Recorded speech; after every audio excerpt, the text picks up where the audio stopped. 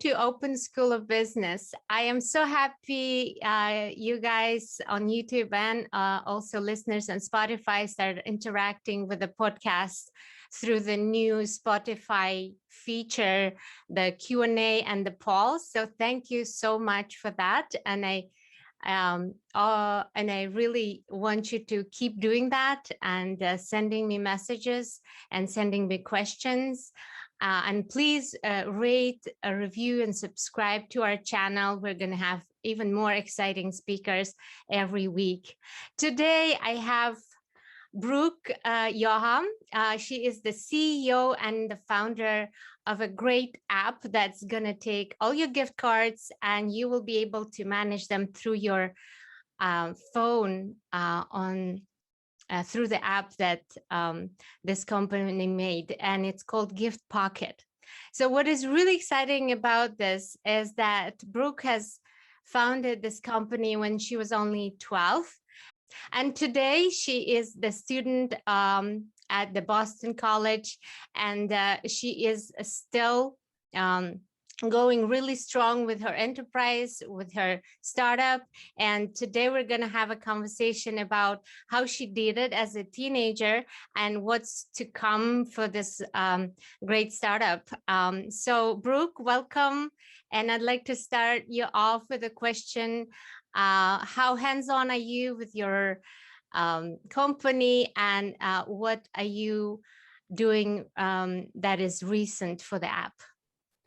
Well, first of all, I want to say thank you so much for having me on. I know it sounds crazy that I started Gift Pocket when I was 12, but it feels like I just started it yesterday because it's an evolving company and the direction we're going right now is really exciting. But I dedicate a lot of my time to Gift Pocket. I have no classes on Mondays and Fridays and no classes on Wednesdays. So I just grind and I work on Gift Pocket, then I make time for it at night. And I think, when you are passionate about something, you will make time for it. And that's definitely what I've been doing. And, the direction that Gift Pocket's going is gift cards. They're a crazy industry. Everyone receives them, gets them all the time. But brands, they don't know who their gift card holders are. They don't know how to connect to them, how to get people to spend them, how to people to remind them to spend them. And so right now we're working with brands where we can connect them to their gift card holders so that we can incentivize you, the shopper, to use your gift card. So, imagine you had an extra discount to use your gift card. And so really trying to connect the brands to their gift card holders and building that relationship is what we're doing right now through Gift Pocket. Wow, I really love that, because as an entrepreneur, you're always thinking, okay, what is the unique value proposition? Who are the customers? So the customers are not only the regular people, but actually brands, which makes your company so much more valuable. So that's really awesome. Let me ask you a question about how do you manage it? What's your structure right now? How many people you have? And what is your day-to-day? Yes, no, definitely. I think the thing that I've had to learn is the importance of delegating certain roles. We have 5 part-time people on our team that have 10 to 20 plus years experience in their industry. We have 3 college student interns and we have a lot of consultants. And so I think by having all those people, I want to be involved in everything. It's, Gift Pocket in a way is my baby. And so I want to protect it, make sure my vision, everything comes across. But there comes a point where I can't be involved in everything. I'm currently raising money. I'm helping build these brand partnerships. And so sometimes I can't, do everything. So I have to delegate. But I think trying your best to time management, schedule out your day has definitely really helped facilitate a better way for me to manage everything, including school. But I always like to say is I'm working on Gift Pocket and going to school on the side. Yeah, I agree with that. I think that's really important for people to see that education becomes a tool later on when you actually do have a vision and a goal in your life. So your goal is the Gift Pocket. And I want to take you down the memory lane when you're 12 and you have the idea. How did you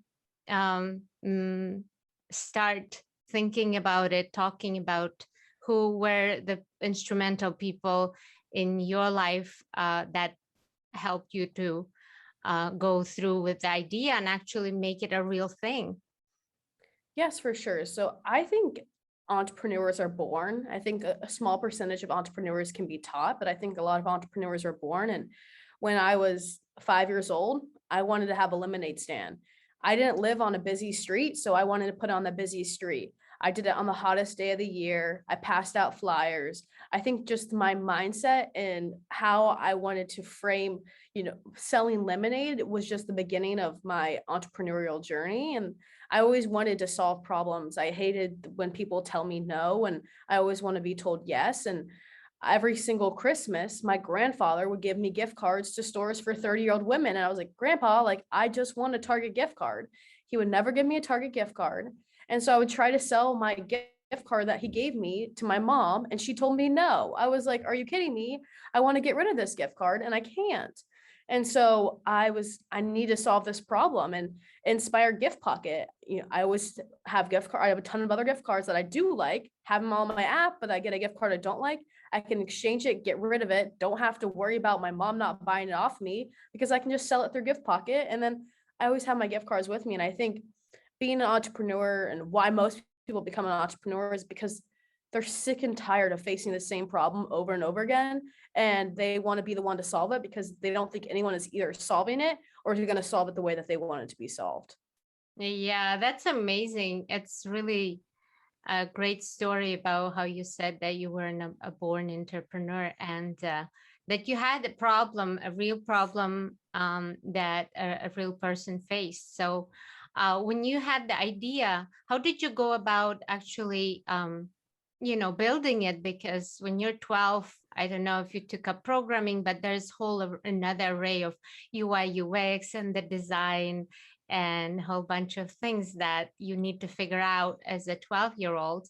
And I wonder what kind of tools you used, what infrastructure you had at the time where you were growing up.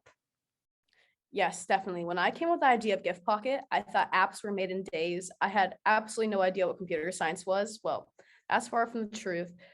Luckily, so I came up with the idea when I was in the Young Entrepreneurs Academy, which is a program for 6th through 12th graders to start their own business. It was in Columbus, Ohio, and it's all around the world.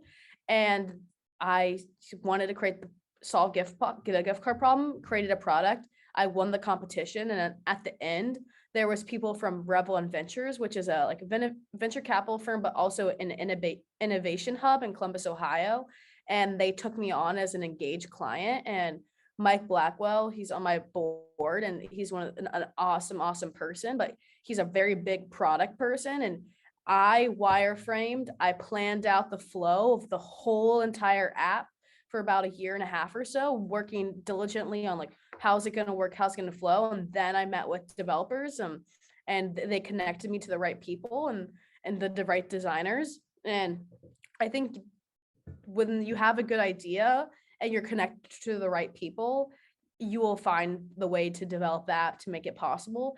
It definitely takes time, but I think I've learned so much each year of Gift Pocket. Each year has been completely different, but I wouldn't trade it for anything.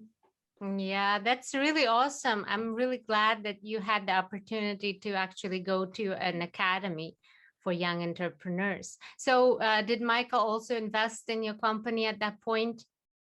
No, he hasn't invested. We've been self-funded and we're raising money right now. So we're raising a 500K convertible debt round. But I think it's definitely hard being a woman and a 19-year-old raising money, but I haven't let this adversity stop me yet, and I plan to never let that happen. But it's definitely a challenge, and I wouldn't recommend it to anyone that likes the word no. But I've learned that no is a closer way to a yes. So that's what I've been trying to tell myself. Yeah, right. And going back to your school days at this academy, what were the things that you loved most, and what were the things that you thinking, oh, that's not that useful, but I have to do it because it's in the curriculum of the school? So this was not through my school. This was a different program. I mean, this was when I was 12, so I'm 19 now. But I think the thing is I like to think big. I like to think out like side the box. And I don't know. I think sometimes I don't like when people like hold me back. And so I think it was nice because like certain things, like it was a whole class about how to start a business. We met with founders. So that was really cool because that, but like I want to be in a place, and that's why I really liked Mike Blackwell, because he literally was just like a wireframe, whatever the hell you want, could be like it could be an impossible feature, but let's put every feature on the plate and then we can decide if it's not possible or not, because at least we're being creative. And then we can come back and redefine things. But I kind of like that because I know my brain's always thinking, my brain's always spinning, and I needed to see everything before I could decide what I want a gift pocket to fully be. Yeah, I think it's amazing that you were talking about the exchanges that the gift pocket is enabling, and that's almost like everybody's dream when you get a gift card and you don't like where is it from, or it doesn't exactly match the usage that you usually do. And the funniest thing these days, you can't even check how much is on the balance to go on and shop on the internet. So this is like all that wireframing that you've done for years, it really paid off, because I think there is a really good, unique value proposition there. And I just want to remind everyone that it did take you over 6-7 years to actually get to a point where it's an app that is really cool and people use it. And another probably 6 years before that, when you were in the academy, like, after your lemonade stand kind of projects, trying to think what are the other things that you can do. So it does take time. And that's why I think it's really great when you start really young.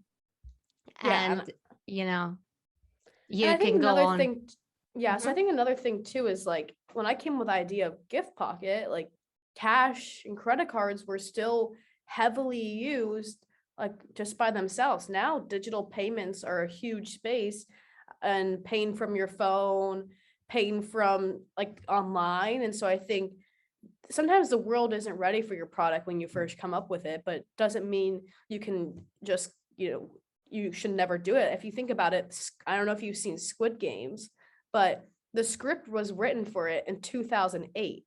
He threw the script away and was planning on never producing it, but he decided that, you know what, screw it, I'm going to produce it. And so I think sometimes the world isn't ready for what you want to do right then and there, but when it's ready, it's going to be an awesome product that people are going to really want to use and share and talk about.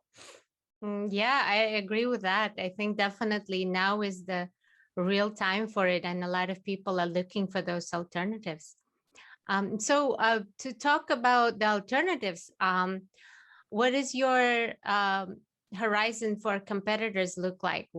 What do you see, and what are their unique value propositions comparing to the gift pocket? Yes, the gift card space, there's a lot of competitors. We have Gift, Raise, Givingly, but I think the thing that we like to pay attention to is what makes us different.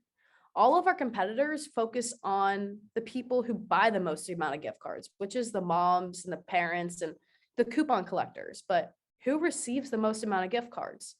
Teenagers and college students.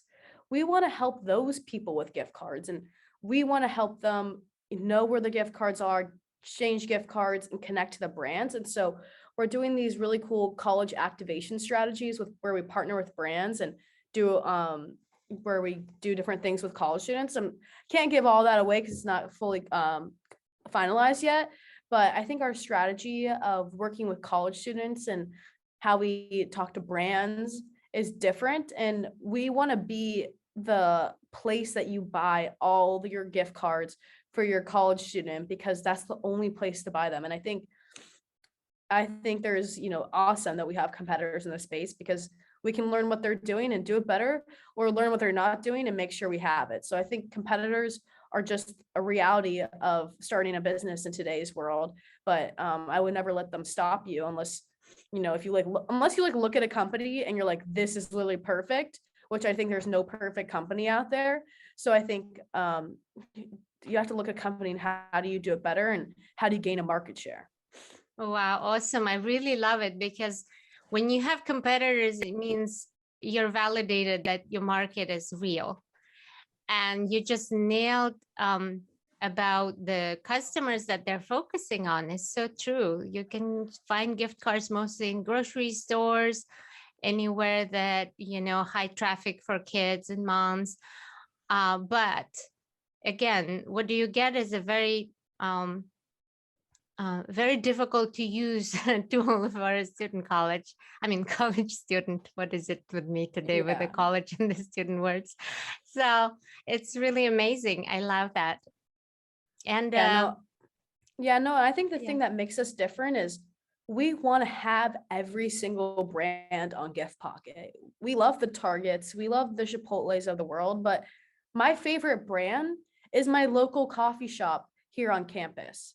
So I want that gift card on my phone and I want my mom to be able to send that to me. And so I think our approach is we don't, we want every gift card. And I think certain companies are like, we're too big to even care about certain small brands, but we want to support local. I think local brands, mom and pop shops are what make, communities, states, and so many other things so important. And so I think our focus on driving that kind of growth within Gift Pocket is also very helpful in differentiating ourselves. oh yeah. I remember the campus days. We used to have a G World card at GW where you can load it up. I mean, mostly your parents would load it up and you can spend it anywhere on campus. So there you go. There's another competitor. Like most of the colleges would have some kind of card. But, it's besides the point because that's only for your direct parents who are taking care of your college to do that. So anyone other than those people wouldn't be able to contribute to that. And that's where the gift pocket comes in. So you can get all those gifts and all the cash from friends and the rest of the family. So this is amazing. And I love that you mentioned about competitions and actually that you had to go through a competition to get to your first mentor, to get to the wireframing and the developers and actually make the product real. So I want to talk about the competition and your approach, how you manage through it. What is your advice to any other college students or high school students that would like to take their idea and go to a pitch night or some kind of startup competition?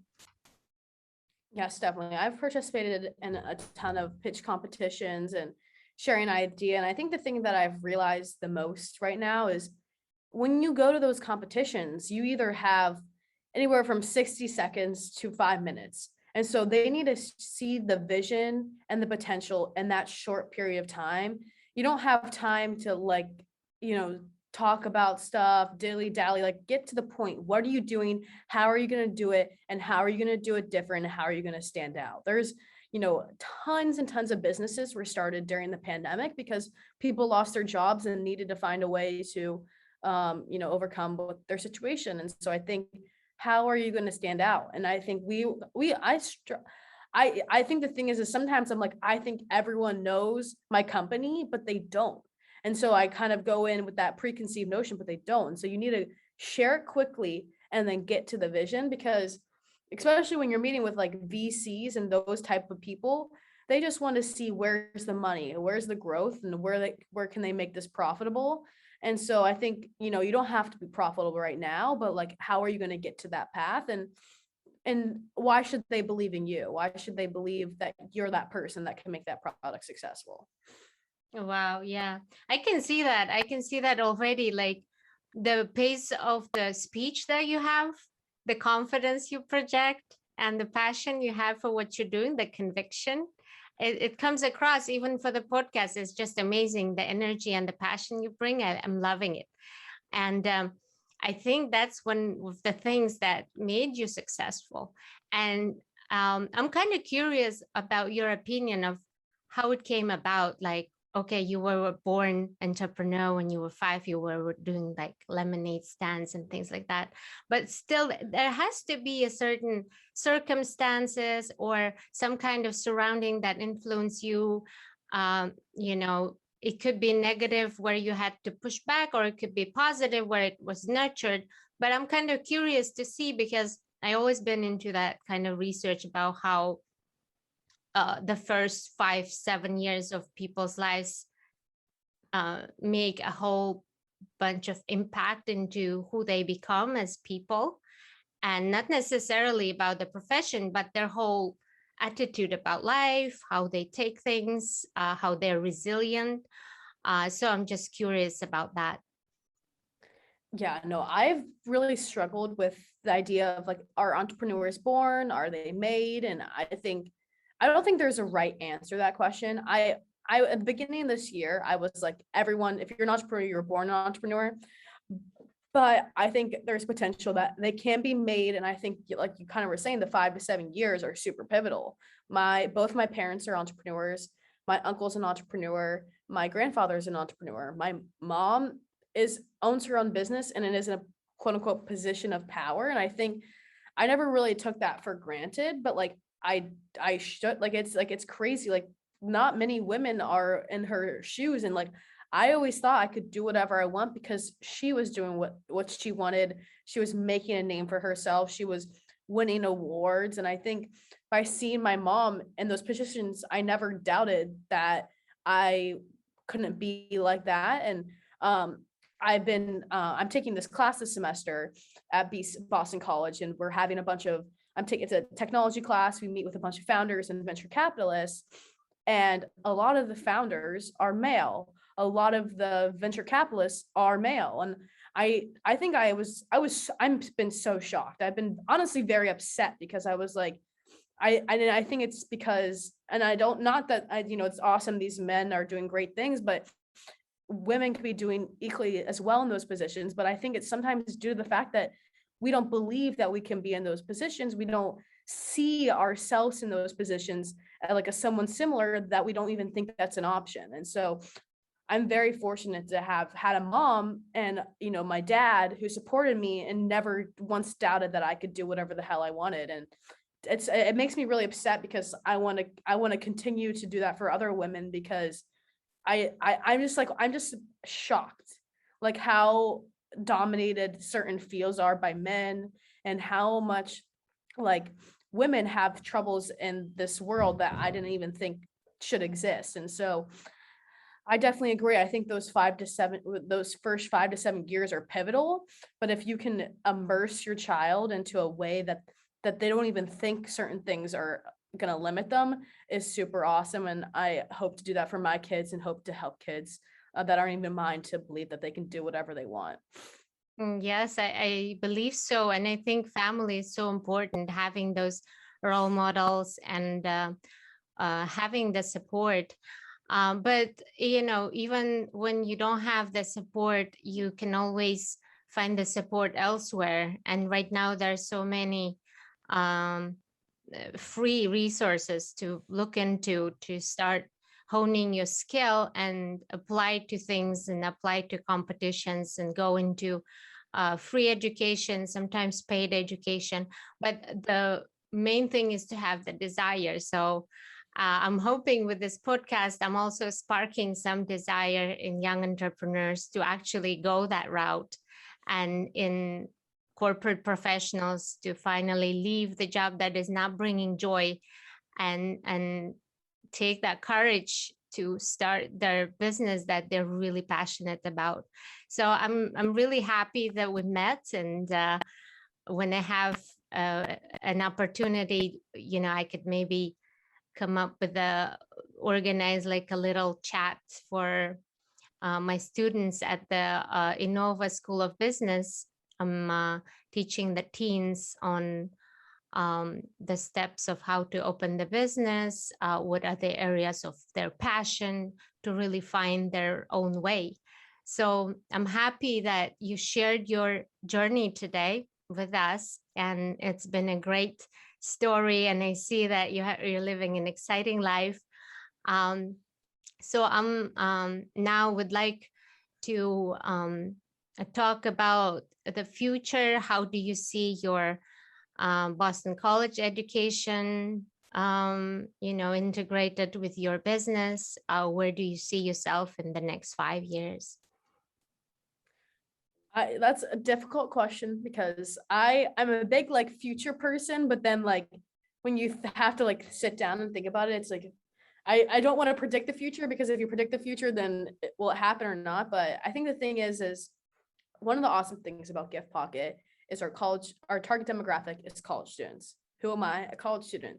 So I have my target demographic literally next door to me in my classrooms, and so I can leverage that. And so I think it's awesome. I want to continue to do that. Will I finish my 4 years of college? Will I finish them early? Will I finish them in 10 years? I have no idea. I think it really just depends on the success of Gift Pocket and where I'm at. I think a college degree is great for the education, but it's so much more about the people you meet, the network you build, and what you do with your 4 years that you're there. And so I really have met a lot of awesome people, and I want to continue to do that. But if there's an opportunity to leave, I don't know. Like if someone offers me $1 million, will I turn that down? I don't know. But I think that with Gift Pocket and how we want to tackle college students and how we want to like focus on doing campaigns on certain college campuses will be super helpful. And I think, where do I see myself in 5 years? I really don't know. I love the payment space, the fintech space, and changing customer behavior, and helping customers and helping people, and is super big in what I want to do. Where does that fit in? I don't know. Will I be in the gift card space forever? I don't know. The gift card space is a pack of old losers. I'll be honest with you. They're very uninnovative, and it pisses me off because I want to change things and they're very stagnant and very old in their ways. And so I will stay in the gift card industry to change it. But if people prevent me from changing it, then it may be hard for me to stay in it. But that's why I really am so passionate about Gift Pocket, because that's another reason why there's such a big gap, is these brands think that they can just stay the same and do nothing about gift cards, when gift cards are such a powerful currency. But I don't know. I want to create change in this world and help people. And so, where will I be in 5 years? Hopefully in New York City, doing something awesome. And hopefully it's still on Gift Pocket, or I sold Gift Pocket and sitting on some money and can do whatever I want that makes me happy and helps people. Oh, awesome. I love that vision. And it's just, it was supposed to be my last question, but it led me to a very curious question now. If you did sit on large, like absolutely huge amount of money, what would you be doing? I definitely would want to spend more time on the stock market and like really like, playing around with money and like options trading. But I really I want to travel and see the world. And I think put some money into real estate. I think the thing is I would definitely start a venture capital firm and only invest in female startups, but I would respond to everyone. I think there's one thing I hate about raising money is that people don't respond to you or don't even give you like the time of day. Like if you have an application on your website that people can apply for funding, at least say that you saw it or something like that. And so if I become a venture capitalist, like I want to change the narrative and I want to help people and I want to see them successful. And yeah, like, and I think the thing is like, if all the money in the fund is my money, I will be able to make it around my missions and not have to worry about the other LPs and what they want to do. And so that's my goal, is to have my own venture fund and just have it be my money so that I can actually help people and not have to worry about that return. I mean, the return's obviously awesome and one of the goals, but I think helping people and seeing women successful is way more important. Wow, it's huge. I love it. I think your big vision is going to pay off. And it's because it helps others. And those big noble goals, they always come true. So I am all cheering for the next round of, of your raising money and whatever it is that you need. And I see a lot of interesting opportunities for us to collaborate, which we can talk about later. But I want to thank you today for your time. And again, I think Gift Pocket is an amazing product. So good luck with everything. Thank you so much. I really appreciate having me on. And even though I'm not a venture capitalist or haven't done, a crazy amount of stuff, you can always reach out to me at brooke@giftpocket.com. I'm happy if you have an idea or just want to talk, like reach out to me, and make sure to download Gift Pocket and share it with your friends.